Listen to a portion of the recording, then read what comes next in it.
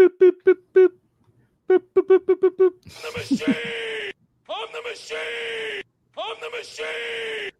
That's right. We're back. It's man, it's machine, it's Wyatt, it's Bradley. That's right. Wyatt needs to move over here because he's the man. We got to line this up. It's one of those classic scenarios where I don't know if you've seen Wyatt on these VHS tapes, like from the 1990s or the early 2000s. Yeah. They'll have like, Tom Hanks and Julia Roberts, and Tom Hanks' name will be over Julia Roberts' picture, and Julia Roberts' name will be over Tom Hanks' picture. I didn't like that. I didn't like it. Bothered me. I don't know if they did that on purpose. And it's like, we need to have people's eyes cross in the middle. It's definitely like a top billing thing for the way they list names, but you'd think they would then just line up the picture to that, right? Like, it's not that hard. Oh yeah. And if they took the picture and they're like, oh crap, we, should have had them flip. There is a capability in like Photoshop to just flip. So, the 1990s weren't incapable. Like, we exist. I don't know, Wyatt, you're probably a late 80s guy, right? You're like, no. Yeah. Yeah, late 80s guy. I'm early 90s guy. Like, this technology still existed back in the day. So, come on. There was one job and you didn't do it. And now we had the opportunity to reclaim that Wyatt is the man. I'm the machine. Bradley Stalder here hosting Man versus Machine. I'm the machine. We don't have like a man yell. Wyatt. We need a man yell. We need to get one.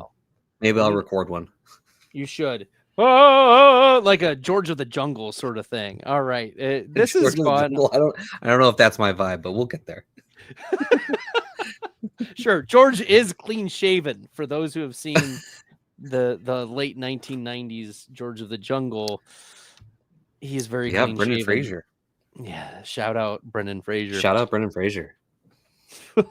that was a nice cut right in the beginning of Man vs. Machine. Great. This is frivolity. We're bringing you the goodness here in just a second. We're going to talk about players that we're just clicking. We can't help it. We are in our drafts. This is draft season. It is August 20th. The season is 14 days away, like 15 days away. Wild. It depends on whether you count like the day of as a day, because whatever. Mm-hmm. We're gonna haggle over days. We are 2 weeks away from football, counting toward our fantasy scores. This is so great. Maybe your home league. It's less than 2 weeks because in little 14 days the game will have already started. There we go. We are here for all of this. Your home leagues will be drafting probably if they haven't drafted already. Mine drafts tomorrow. It's so exciting for us to be getting in. Yeah, Dynasty Dave is excited as well. Let's go. We're going to bring you league winners, players we just can't. We've been in best ball streets, the Dynasty streets. We've been in the redraft streets, the high stakes streets. Yes, your little minis, your $3 streets where we've seen the wildest things happen. All of it. You name the street, we're on it. In fantasy land. Heck, the auction streets, Wyatt. Tomorrow is an expert auction draft that I'm doing. It's going to be a lot of fun. Very cool. We're in it. We're in it. We're in it with you. But these are the players that we're just clicking. So when we're looking at round one, I can't help but, especially in the second half of round one, there's two clicks that I alternate because I just can't decide. I can't decide, Wyatt. Nico Collins and Malik Neighbors. It's one of those two guys. If I'm in the back half of the first round, assume McCaffrey, Jefferson, Gibbs, Barkley, Lamb, like your typical, those are off the board. I think there's a significant teardrop after Collins and Neighbors. And if any of those guys are left, if someone drafts Nakua or St. Brown ahead, it's almost an auto click in the back half of that first round. And even we get to pick 12, I've seen those guys fall to pick 11 and 12. I'm here to just blindly draft Nico Collins, Malik Neighbors, both guys, 26+% target share guys, can win down the field. They get touchdowns. Yards after the catch for Collins. Neighbors is going to get, he could get 200 targets this season. right? Like, Yeah. so There's been that tier of wide receivers at the end of the first round, right? And honestly, it's hard to go wrong with any of them. For me, Neighbors has kind of been at the forefront of that all off season. Just what he did as a rookie was absolutely incredible. One of the best rookie wide receiver seasons we've ever seen. And I think it only got better. Like, the QB situation is better than it was last year. It's not particularly great per se. It could be with Jackson Dart. I think Jackson Dart's going to be a good pro, at least good for Malik Neighbors. But it's definitely better than it was. So, like, wheels up. And Nico, I mean, I'll be honest, I was a little bit behind on Nico. Not like that I disliked him, just like when we were splitting some hairs at the end of that draft. You know, I kind of like Brian Thomas more. But I've been warming up to Nico more and more. That team's going to have to pass a lot. Oh, yeah, they are.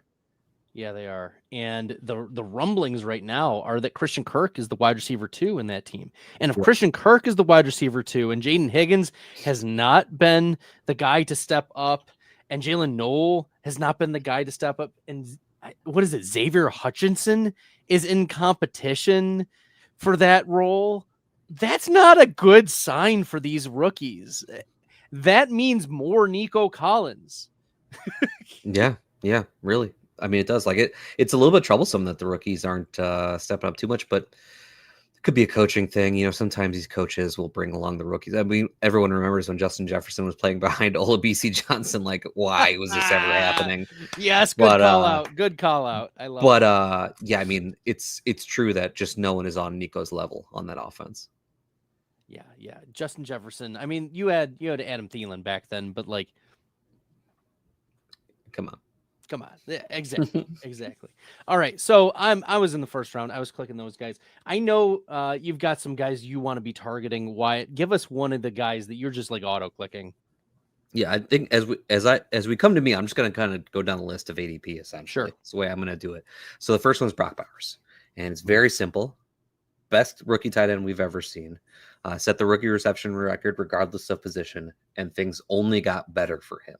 I know there's some people out there who will argue that it actually got better because they think the pass volume will come down a little bit, and I'd argue that maybe it could come down a little bit, but I also think this is going to be a really fast-paced offense. So while they might be more balanced, they could still have the pass attempts we want.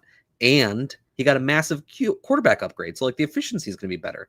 So like, what's not to like here? Like, I get it. You know, there's other good tight end picks that I like as well, but like I think Brock Bowers could be somebody who literally like breaks fantasy. Ooh. Yeah, Brock Bowers he got all the upgrades we wanted. You mentioned Chip Kelly and the pace of his offense. You mentioned the quarterback upgrade. Geno Smith is very underrated. Yeah, I agree. He's very accurate. He can get the ball down the field. If anything, he was underutilized or misused in some cases. I mean, he's not a great quarterback, but he's the top half of the NFL talent. I believe so. Yeah. And then you add Ashton Genty as another dynamic piece in this offense, and it's a rising tide lifts all boats scenario for, even they're going to consistently move the ball. Even if you lose some targets overall, the touchdowns can go up, right? Yeah. That's the trade-off. And we talked 6 points for a touchdown compared to like you need an extra 60 yards or 6 receptions in PPR. Like that's a trade-off you're willing to make. So with Brock Bowers getting that. So I've also been clicking lots of Brock Bowers round 2. At the end of round 2 and even into round 3, it's an auto click for me in round 3, T Higgins. I've been on the T Higgins train for some time. Auto click. This is an offense that set the franchise record last year for points per game, Cincinnati, and nothing got worse for the offense. Joe Burrow is healthy. The offensive line is whatever. Chase is there. The defense is as porous as Swiss cheese. Be worse. It might be worse. Right. And they'll get into even more shootouts, which sounds amazing. So I'm tapping all of the T Higgins. I don't care about the injuries. I mean, yes, people are saying he has the hamstring stuff. He's missed time, blah, blah, blah. I'm here to just click the T Higgins. It was Jamar Chase and T Higgins were the only 2 players last year with a top 5 rate of over 20%, top 5 wide receiver rate. Chase is Higgins as upside swings. And that's how you win. That's how you win, is these upside wide receivers. You can get floor plays in round 8. You can get floor plays in round 9 and 10. Jacoby Myers is always there for you. T. Higgins is not.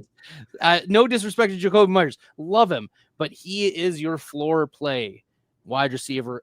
I'm clicking lots of T.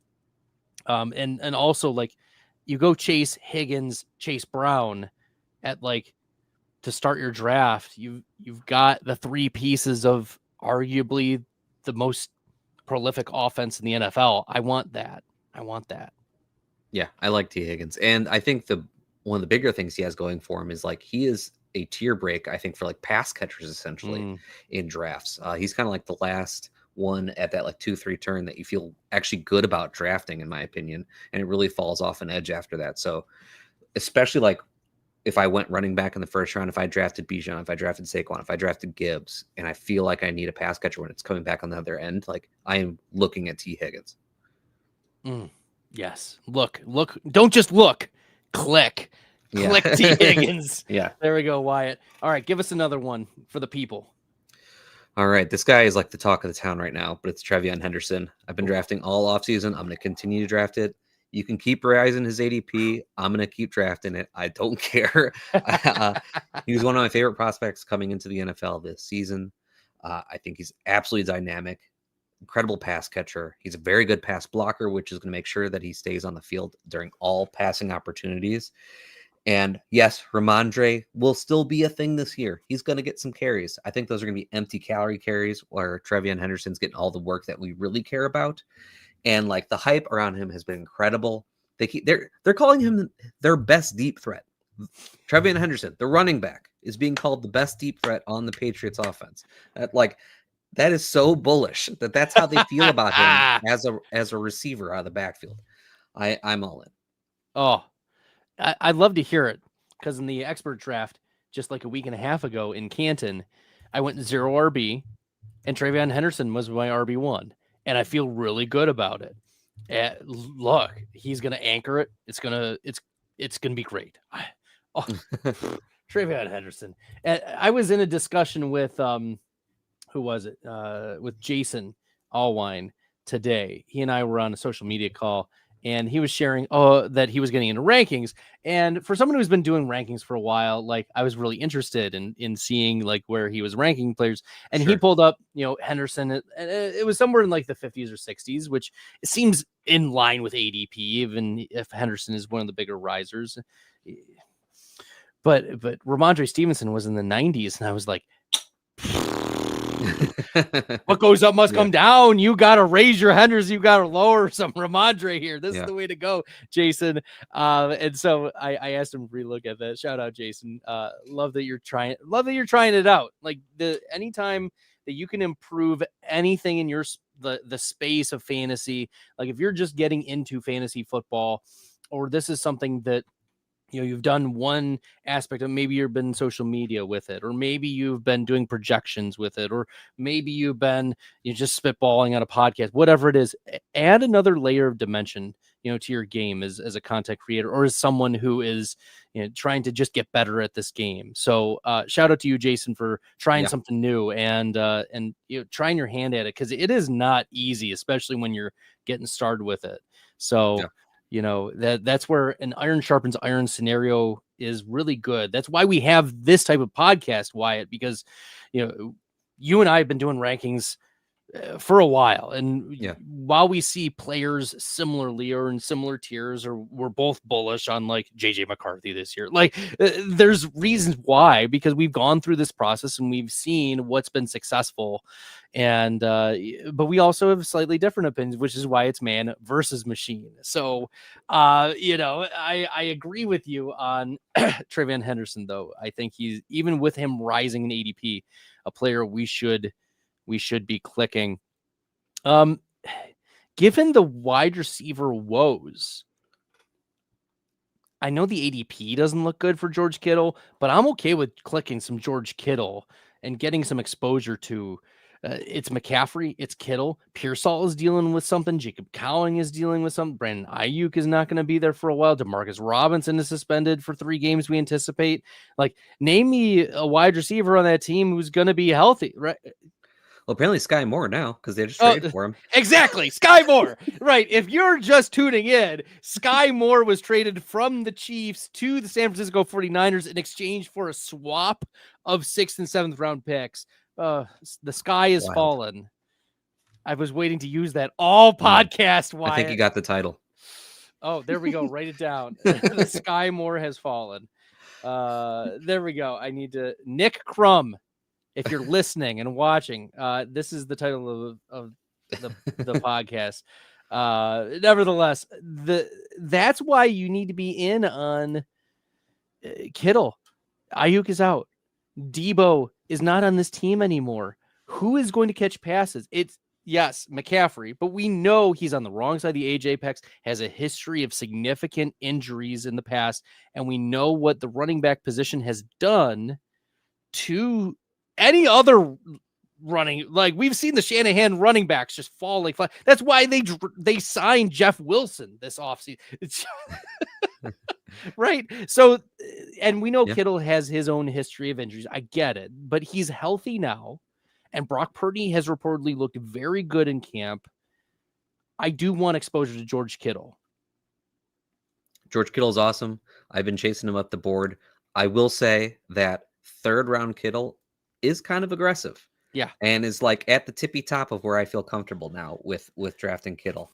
I don't know if by next week, if he's like top of the 3rd, might be a little bit too much for me, because at that point he's almost same ADP as Trey McBride. And like, I know the argument, like George Kittle outscored Trey McBride and Brock Bowers last year in points per game. I know, but I think Bowers and McBride have room to continue to grow and get better and score more this year. I think Kittle can repeat what he did last year. That's all I'll say. Fair enough. I want some exposure. I want to be able to click Kittle. I don't want to zero him. I also see the upside case that Kittle could just break tight end. Like, that, who else is going to catch passes from Purdy? Yeah, it's true. All right, his with another one, Wyatt. Tetairoa McMillan. Incredible prospect, incredible landing spot where he is the absolute alpha in that offense, no doubt about it. Bryce Young, we got that second half of the year breakout last year, I think is going to continue into this year. You know, they've really built up that offensive line. And that like light switch for Bryce Young last year, like it was a different person once he got back on the field. And I think that's going to continue this year. And like I said, Tetairoa McMillan, incredible prospect. I thought very highly of him. He's been ahead of Travis Hunter for me as in the rookie drafts, everything considered. And I think seriously, 150 targets is in the range of outcomes for him. And it's not like that's a 95 percentile outcome. Like, I would say that might be an 80 percentile outcome, because he is the absolute alpha in that offense, and no one else in the offense can command targets like he can. I'm pulling up my Tet McMillan projections. I feel like I'm too low on Tet McMillan. I need more Tet McMillan. I've been clicking I think him. like the starting point is a 25% target share, because where else are the targets going in this offense? Yeah, I was at 24, so close. Yeah. I think I need to move him up. I think I need to move him up in the projections. And he's looked, I mean, yeah, it's preseason, but like he's looked great in the preseason. Yeah. Like he's doing exactly what you expect him to do. Working that intermediate area of the field really well. He's good after the catch. Like, this is going to work well. Timeout. I just across my one of my dynasty leagues, the notification just popped up that Ja'Cory Krosky-Merritt was drafted at the 2.8 in this rookie draft, superflex dynasty 12-team league. Man, I got to pull up my rookie ranks again. I haven't had. I'm sorry, Wyatt. This was a complete aside. Ja'Cory Krosky-Merritt going at the 208 in a dynasty rookie draft. Superflex. He went at the 208. I'm looking at my rankings to think would I have pulled him up to 208 at this point? Maybe. Crap. It might not be the crazy. Trey Harris went off right before him. Bashal Tootin went off right before him. Yeah, that'll make sense. That's why I'm saying that, because that would be. And then like the conversation at that point is like Cam Sketabo, Kyle Williams. Mason Taylor is still there. It is tight end premium, but Yeah. Jaden Blue, Dylan Sampson, Terrace Ferguson, Elijah Arroyo. I don't have a problem with it. Yeah, I mean, after now looking at my rankings again, like first it was like sticker shock was like, that seems high. And then looking at my rookie rankings, I'm like, yeah, that kind of makes sense now. Wow. Well, Scatabo did go off before him. So okay. Nevertheless, sorry. It was just an aside. I thought it was worth bringing up because Ja'Cory Krosky-Merritt is one of the biggest risers over the past week. Now I've seen him lots of different in different places. I've seen him go for second round picks in Dynasty. I've seen him get drafted at the end of the 5th round in some best ball leagues, like all over the place. Why? Before we get into like my next guy, like, where is the right spot for Ja'Cory Krosky-Merritt? So here's what I'll do. A little teaser, because I just had Jagger May on the latest press coverage. Should be out very soon. And we talked about this a lot. So if you want to hear my thoughts on JCM, check out press coverage when it comes out. Oh, wouldn't even give us even just a sprinkle. This is great. This is awesome. Make sure you guys are checking out press coverage. Wyatt does an awesome job there. Get some fantastic guests. All right. Fine. We will wait. We will listen. We will hear what Wyatt has to say. A player that I've been warming up and clicking a lot more lately, Matthew Golden. I've been clicking him in the best ball streets a lot more. I get it. The Green Bay is probably going to be flat. They're probably not going to be pass heavy. They're probably going to lean on Josh Jacobs, but I don't know. I'm starting to get the feeling this is a vibes based pick, Wyatt, that like he is the first round draft capital. The Romeo Dobbs is reportedly going to get cut. That moves a starting position for wide receiver out. Jaden Reed is still going to be a rotational guy.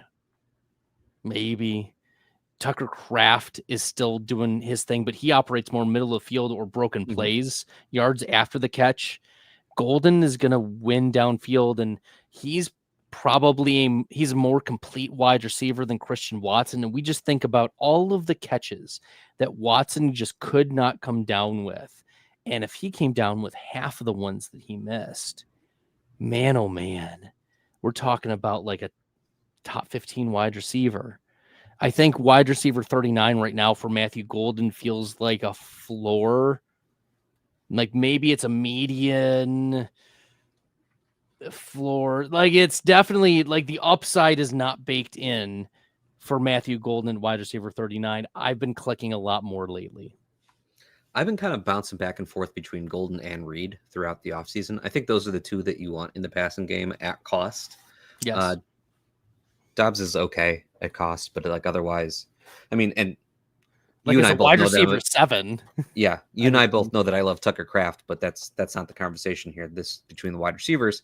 But I will say that with Jaden Reed dealing with this injury, I am kind of wishing that I was more in on Matthew Golden. The profile, is a little bit awkward. We all know the story with him, right? Like he does not have the production profile. He had kind of a different journey to get here, but the film is good. He ran super fast, perhaps faster than he actually ran. There's, the conspiracy out there, the Zapruder film on him running that 40. But he's absolutely fast. Even if that was like faster than when he really ran, he's still very fast, So yeah, I mean, I wish I had a little bit more Golden right now, if I'm being honest. Yeah, he's been a player that I was clicking when like Reed and Golden were like back to back, and now I feel like with Reed falling, I'm feeling more confident clicking Matthew Golden. Yeah, like it was like before Golden had flipped with Reed, I was drafting more Golden, and then once Golden got ahead of Reed, I was drafting more Reed. I was just trying to play that game because I had trouble separating the two. Like they were close in my projections. I thought they should be closely ranked, so I was kind of just playing that game. But yeah, I wish I had a little bit more Golden at this point. All right, White, hit us with another one after my Green Bay bias pick here. Sure thing. And I'll quickly say, if anybody has out there watch on Twitter, head over to YouTube, hit like and subscribe, get in the chat, hang out with us. Tell us your favorite players to draft. But my next one is Emeka Egbuka, who's another player who I've been drafting all offseason, and I'm happily chasing him up draft boards right now. I don't know if I even need to say that much because he is one of these players that like everybody's on at this point, and that's why he's climbing so much.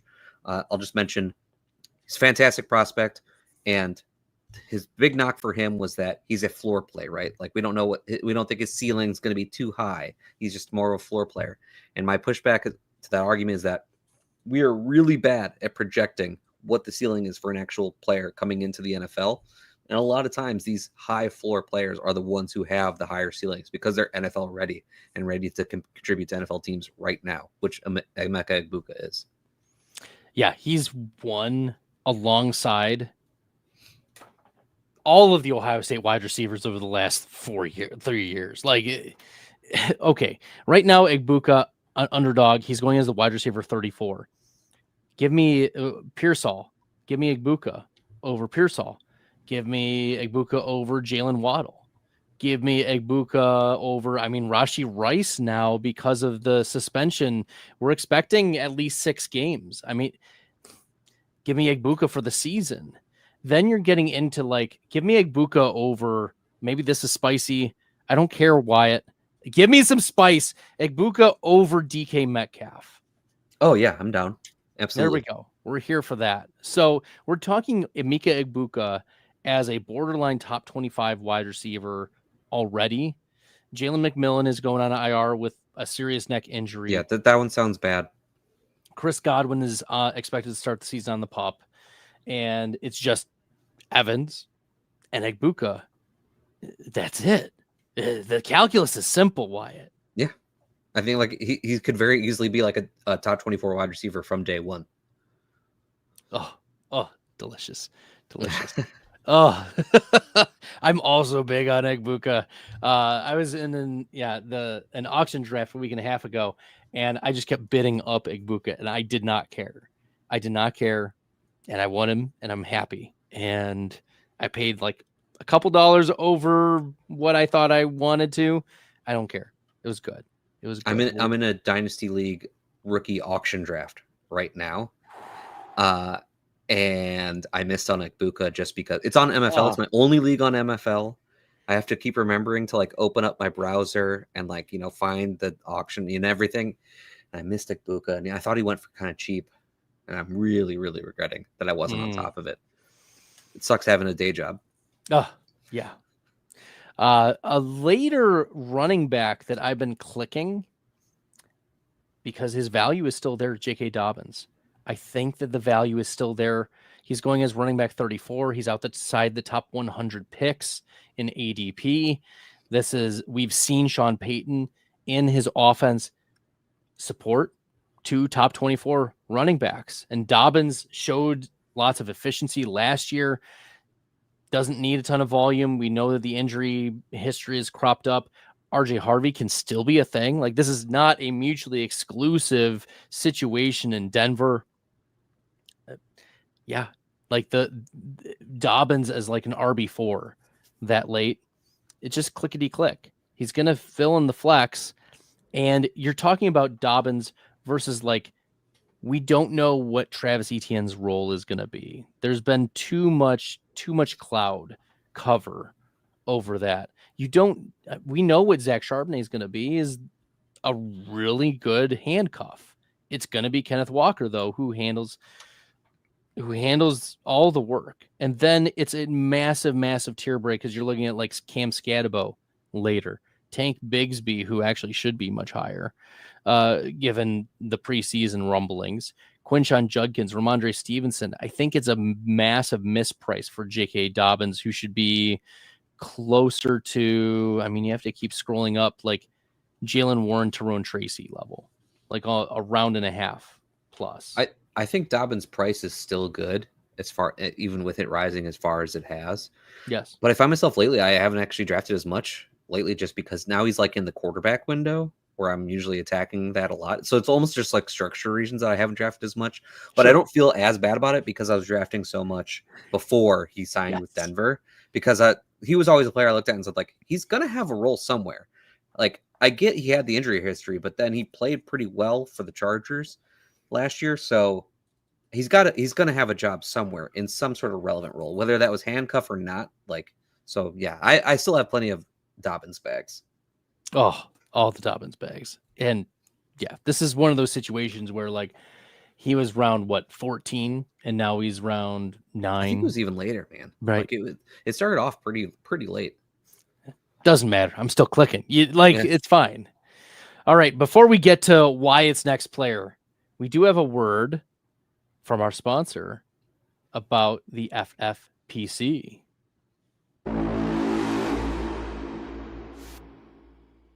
Hey, why do we partner with the FFPC? Because they have the widest variety of fantasy football formats, and it's the easiest place to find all types of fantasy football contests in the world. What if you want to play for high stakes? Well, they have a $6 million prize pool with their Fantasy Players Championship. They also have way too early best ball leagues that start in February and Dynasty leagues. They have the closest thing to a liquid market for orphans that there is in all of Dynasty. And the FFPC has sponsored us for half a decade because we are actually delivering information that can help fantasy gamers, and they're generating so much interest and bringing in so many new users, casual users even.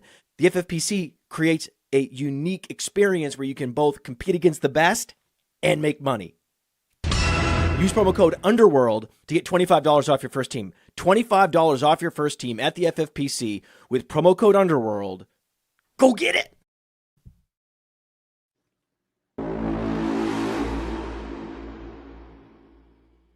Go get it! At the FFPC.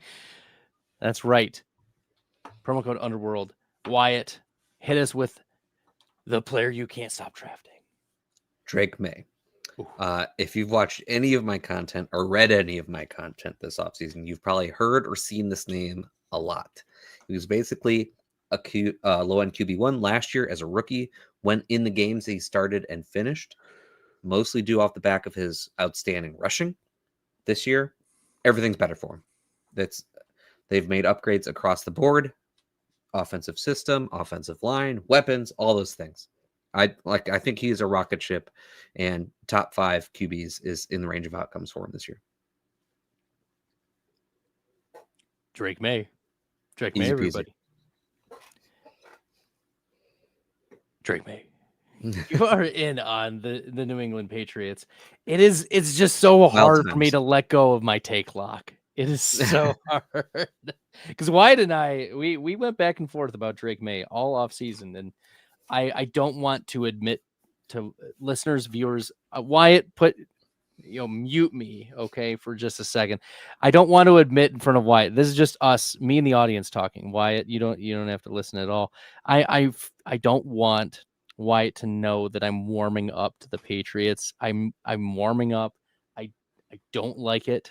I don't like it that he is persuading me to the Patriots. I'm slowly getting there. And I think it was the TreVeyon Henderson is the gateway drug to the Patriots. Like the rest of the dominoes could fall because of the Henderson reality. And that's me. Okay, Wyatt, you can come to the dark side. You can listen now. All right, we're going to move on. I'm not going to give Wyatt too much credit, or his beard will continue to grow. If you've been listening, Wyatt talked about Drake Maye this entire offseason. I'm JJ McCarthy all offseason. I have staying on brand. He's a national champion. A quote came out today. They asked JJ McCarthy, what's your level of confidence for the season? He's like, it's never been higher. It's never been higher. Like, this guy is like, he's got the kid on the way. He is a father. He is going to lead you to the fantasy promised land.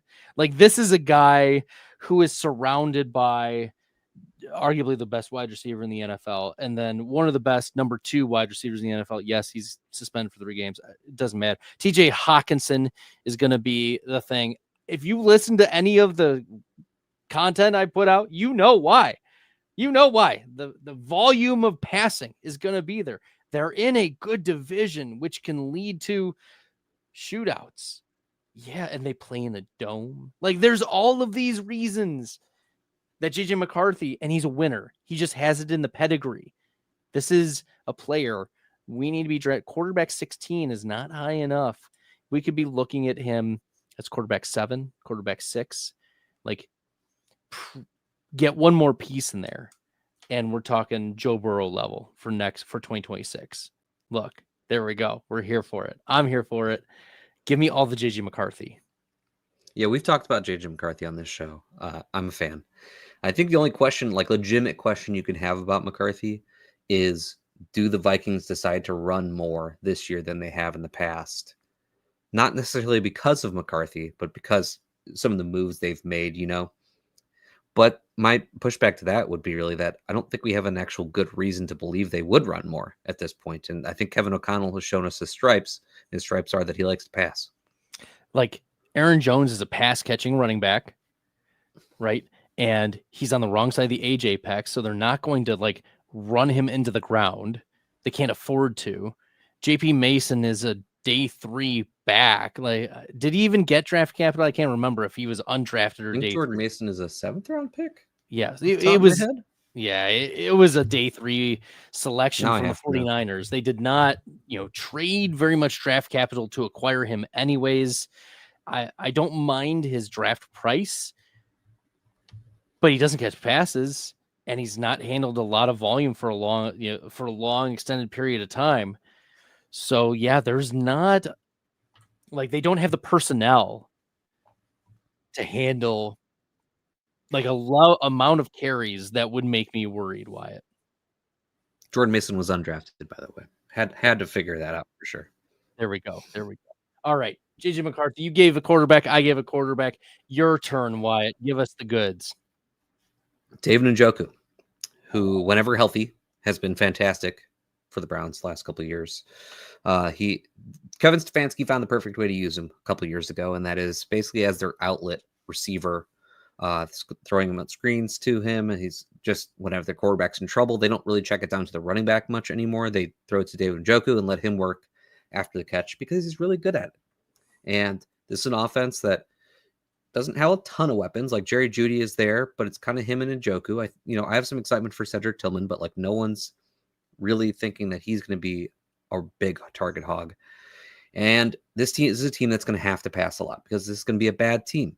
And we've seen that Kevin Stefanski is willing to drop back and pass a lot when he's losing games and run a lot of plays doing so. And I think that's going to happen again this year because this is a bad team and Njoku's going to get fed. And who fed him 2 years ago? You know who? Joe Flacco. That's Super Bowl champion. Now, I don't know how long Flacco will be there. Super Bowl champion Joe Flacco. Don't disrespect him. Flacco, Super Bowl MVP.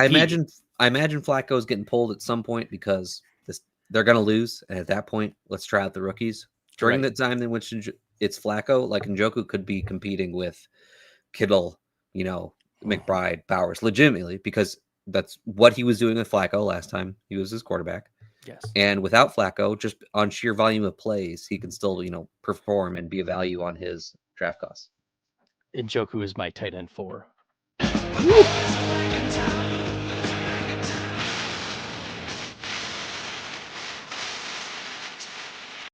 You're out. I'm so ready. I'm so ready for a Njoku season. This is we are in sync. The man and machine. The boys are back in town. You keep scrolling, and for a while there, Wyatt, I was not clicking a lot of Trey Harris. I just wasn't. I wasn't. I thought, the pathway, he needs to beat out McConkey or not beat out, but like, he has to earn that role. And Quentin Johnston is not just going to go away immediately. But now with the addition of Keenan Allen and Johnston's injury, concussion, and still not playing well. We know what Quentin Johnston is. That the price has gotten really nice on Trey Harris. The price has gotten really, really nice. He's going at 140 at the back end of the 12th round. Sometimes he'll slip to round 13, and then it's an auto click. This was one of the top yards per reception guys in all of college football last year. Big dude, got the draft capital that we wanted to see. He's on a team that it's McCarthy. And yes, Keenan Allen was signed, but Allen's on the wrong side of the age apex. He has a massive injury history that he's built of glass. And Trey Harris, oh boy, like we talk about a wide receiver that can do it. I wasn't in on his price a couple weeks ago. Now I'm in on Trey Harris. I've been clicking a lot of him lately. I've kind of just been drafting him all offseason because I liked him as a prospect. So I was drafting him before the discount. I'm drafting him with the discount. Yeah, I think he just fit the offense really well and something that they needed, like an actual deep threat, whereas Quentin Johnston wasn't capable of doing that. That's Harris. Very kind of you. That was so diplomatic of you. I think that's the nicest thing someone has said about Quentin Johnston. He was just not capable of it. Yeah, but Trey Harris is. He's a good deep threat. That's really where he excels, is working downfield. And I think that's what they needed in the offense. And, while Keenan Allen hurts Trey Harris in a way that the target pie has kind of lessened, like the available target pie for Trey Harris, I think has lessened slightly. They're doing different things for this offense. So like they're not competing for the same types of targets. Right. So it didn't really bother me much with the Keenan Allen signing. And as you said, Keenan Allen old at this point, and like he was still fine last year for the Bears, but like definitely not looking like the Keenan Allen of old. He had spike weeks, which were nice, but they were like old man touchdown spike weeks. They weren't like dominate you. This wasn't a Keenan Allen domination game. This was, wow, he had a touchdown for 70 yards and 6 catches, and that was good. But on his bad days, he disappeared. Yeah, and Trey Harris might be a little rough to start the season. I'm kind of expecting that. But second half of the season, I'm expecting him to be helping our fantasy teams. And his cost, that's perfectly fine. Excellent. Trey Harris. All right, Wyatt, give us another one. So I'm actually just going to put 3 together here because they're basically kind of the same thing for me. And we came into this with each listing 10 players out. And I know we were going one by one, but I'm just going to do this because, like I said, it's kind of the same conversation. Great. Now I have to look through my list and find a way to clump 3 players You can do whatever together. you want from this point forward. But it's Tyler Algier, Will Shipley, and Rico Dowdle, because they're mainly like my favorite handcuffs at cost, basically. Will Shipley and Rico Dowdle, it's mostly because I think they're the clear handcuffs in their offenses, but they're some of the latest drafted pure handcuffs you can find. And those are just bets that I'm going to make every single time because they're similar bets to the other handcuffs, just different costs. Yep. For whatever reason, people discount them. The Rico Dowdle one, I really don't understand his price because of what he did for the Cowboys last year. He's already shown that he can perform with a full workload and can handle it. Right. So we know we have that from him. Shipley, I can understand people getting a little bit behind on him because we haven't seen it yet. But he was a Debbie darling in Clemson. He was a decent prospect. Probably went a little bit later in the draft than people might have expected. But he's a good pass catcher. And it's very clear that he is the handcuff to Saquon Barkley. So I love that bet. And then Tyler Algier, he's one of the ones where like we know if like the difference between him and Zach Charbonnet, not that great. But you know what is different between them? Their draft costs, because they're like 3 rounds different in cost, but they're very close to the same bet. So those 3 handcuffs are basically been my favorite 3 to go after in drafts this year. Love it. Especially the Algier. Nothing has changed. Nothing has changed for Tyler Algier. There is no other running back competition behind him. He is the clear RB2. He has 1,000 yards on his resume and an efficient 1,000 yards. Yes, it was Arthur Smith. Yes, Arthur Smith sets up his running backs to do well. We get it. We also know that if Bijan ever gets hurt, we have confidence.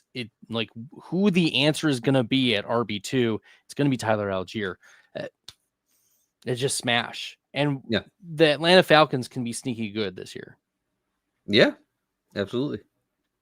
All right, fine. If you are giving 3 handcuff running backs, I Put the will pressure dip. on. The pressure is on. And you took Will Shipley, which was disappointing. But if we're talking, fine, 1 in the Tyler Algier realm, I don't know. This is ugly. This is real. You don't have to do it. You don't have to do it. No, but there are players like Ollie Gordon. I'm clicking a lot of Ollie I like Gordon. that one. The Alexander Madison is out for the season. Jalen Wright looks bad. Devon Achan is hurt and is questionable for week 1. We expect him to play, but Ollie Gordon, his comp for me is Chuba Hubbard. He's actually a bigger Chuba Hubbard. He's a faster Chuba Hubbard. He caught more passes than Chuba Hubbard. They went to the same college. They had the same, like, a really awesome year before they declared, they did have kind and of a similar path in college. And then they kind of sucked right before coming out to the NFL draft. So Ollie Gordon, I think, is an interesting click, a player that is still very, very reasonable in price. Another is DJ Giddens. Tyler Goodson suffered an injury. Khalil Herbert is a player that we know what he is, and he's kind of fallen off. I was very high on Herbert a couple years ago when he was on the Bears. But DJ Giddens is the answer for who's the RB2. And if it's Daniel Jones running, yes, Jones takes, rushes out of and plays out of the running back's hands. But we saw what Jonathan Taylor did last year when it wasn't Anthony Richardson. And if Jonathan Taylor, who has a history of injuries because he plays the running back position, DJ Giddens is the answer. It's who's the RB2. So those are 2 of them. And then a really deep cut, because we don't know who the RB3 is in Las Vegas. We do know who the running back 2 is, and it's Raheem Mostert. Mostert is the RB2. It's gross. It's disgusting. He is crusty. He is as old as I am. And he's an early 90s baby. Raheem Mostert, though, right behind Ashton Genty. If we are believers in Vegas and the rising tide lifts all boats, and if anything happens to Genty, I think the answer is Raheem Mostert. He's handled loads before. He's still very fast, even at 34. Pete Carroll will use him. So Ollie Gordon, definitely a fan. We talked on this show early in the offseason that I'm been fading Jalen Wright. And I wish I, in concert with that, been drafting Ollie Gordon last round in best ball drafts. But I honestly wasn't until recently, which also sucks because he's like someone I wrote about on Player Profiler before the draft is like someone I expect to be a player that I'm going to be in. But DJ Giddens, big fan of that one. If I had another player to list on my list, I probably would have gotten to DJ Giddens. Another player that I liked coming into the NFL, probably went a little bit later in the draft than I thought he was going to. I think later than a lot of people expected him to. But yeah, he's, I think, easily the handcuff there. Like, it's been very clear, which is, again, anytime you can just find the cheap handcuff, that's a bet that I'm going to make. And then Mostert, man, I can't do it. I can't say it. I'm happy for you that you got there for yourself, but I can't do it. Oh, don't tell me you're a Dylan Laube truther. I'm not. And like, I realize like I don't have a good argument as to not, because like I'm not drafting any other running backs for the Raiders. But I think my guess would be that if Ashton Genty went down, it would just be a mess. Sincere McCormick. Are you Sincere McCormick guy? I'm not, but Zamir White. I imagine they'd all get a couple touches or so. Like Raheem Mostert. Yeah, I can't have any faith that Raheem Mostert would stay on the field and be effective. Oh no, I found the guy for you. Are you ready? Chris Collier. No.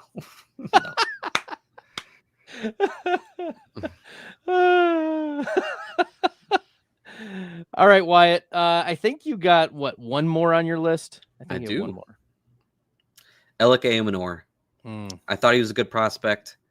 A little rough around the edges, but I think that can be somewhat explained by him being a little bit late to football. He's also from Canada, I think there's a little bit of a journey here for him to get to Mapletron football. 2.0.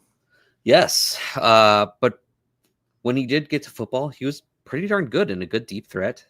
His hands were a little inconsistent. I think that was his biggest problem in college, and probably part of the reason why he fell in the draft a little bit, because there was plenty of hype for him to possibly be a day 2 pick, and then he falls to day 3. I did hear from, I think it was Scott Barrett who mentioned it on one of Fantasy Points show, that the Titans injury or doctors picked up something on his knee. So that might have been an issue that helped him drop in the NFL draft.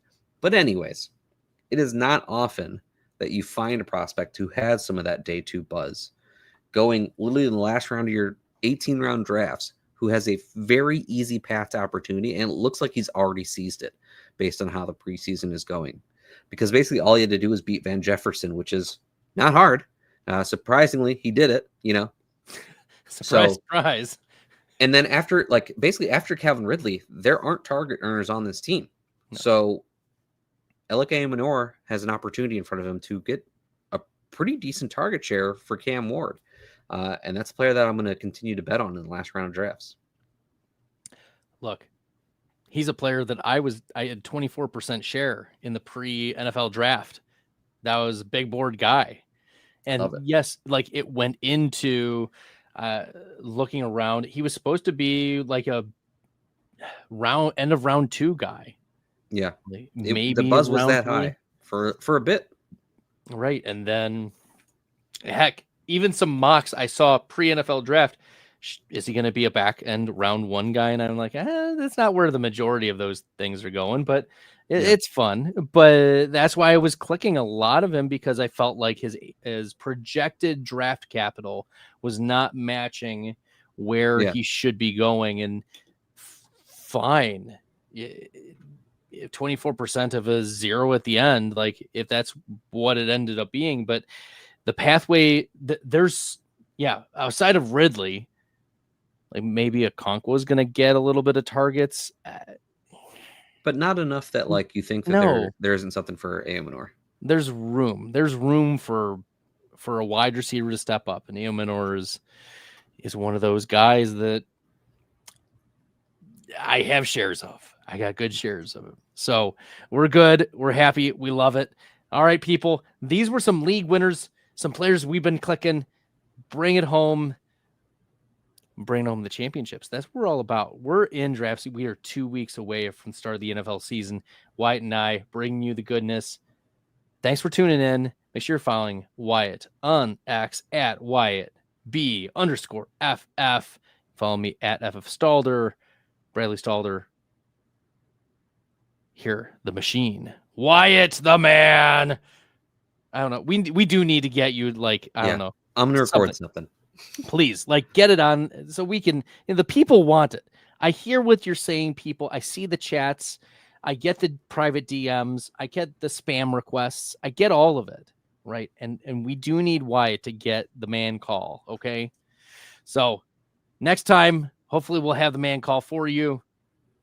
It's man versus machine, Bradley and Wyatt. Until next time, good luck, everybody.